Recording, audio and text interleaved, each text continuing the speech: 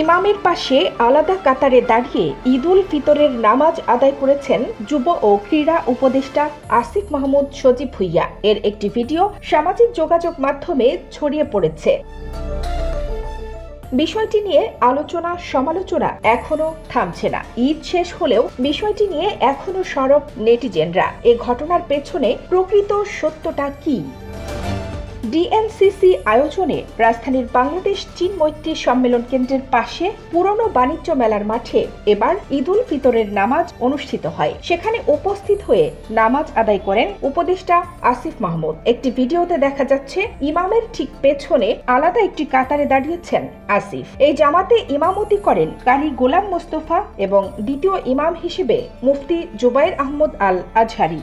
ইমামের পাশে দাঁড়ানোই আসিফ মাহমুদকে নিয়ে শুরু হয় সমালোচনা। ঘটনাটি চুলচেরা বিশ্লেষণ করেছে রিউমার স্ক্যানার। এই ঘটনার পুরো ভিডিও বিশ্লেষণ করে দেখা যায় আসিফ শুরুতে অন্য মুসল্লিদের সঙ্গে প্রথম কাতারেই দাঁড়িয়েছিলেন। নামাজ শুরুর আগে ইমাম সাহেব নামাজের জন্য সবাইকে দাঁড়াতে বলেন, কাতার সোজা করতে বলেন। বিকল্প ইমাম মুফতি জুবাইর আহমদ আল আজহারি তখন ইমামের হাতের ডান পাশে একটু পেছনে দাঁড়ান। মাইকে প্রথম কাতার থেকে যে কোনো একজনকে ইমামের বাম পাশে একটু পেছনে দাঁড়ানোর আহ্বান জানানো হয়। এ সময় কয়েকজনের পরামর্শে আসিফ সামনে এসে দাঁড়ান। ভিডিও দেখে এটা নিশ্চিত হওয়া গেছে যে আসিফ শুরুতেই ইমামের পাশে এসে দাঁড়াননি। ইমামের আহ্বানে এবং পরবর্তীতে অন্যদের পরামর্শে এসে দাঁড়ান।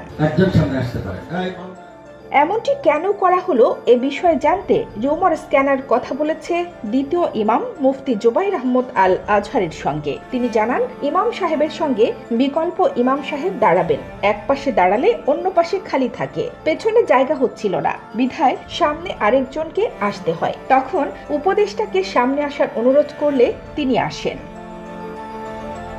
পেছনে নামাজের স্বাভাবিক দীর্ঘ কাতার রেখে এভাবে একা ইমামের পাশে দাঁড়িয়ে নামাজ হবে কিনা এ ব্যাপারেও কেউ কেউ প্রশ্ন তুলেছেন। এ বিষয়ে হাদিসে বিশদ ব্যাখ্যা আছে। একটি হাদিসে এসেছে, কেউ যদি জামাতে এসে দেখে মুসল্লিরা সারিবদ্ধভাবে দাঁড়িয়ে আছে, কোথাও ফাঁকা জায়গা নেই, শুধু ইমামের পাশে দাঁড়ানোর মতো জায়গা আছে, এদিকে যদি জামাত ছুটে যাওয়ার আশঙ্কা থাকে তাহলে সে ইমামের পাশে একা দাঁড়াতে পারবে।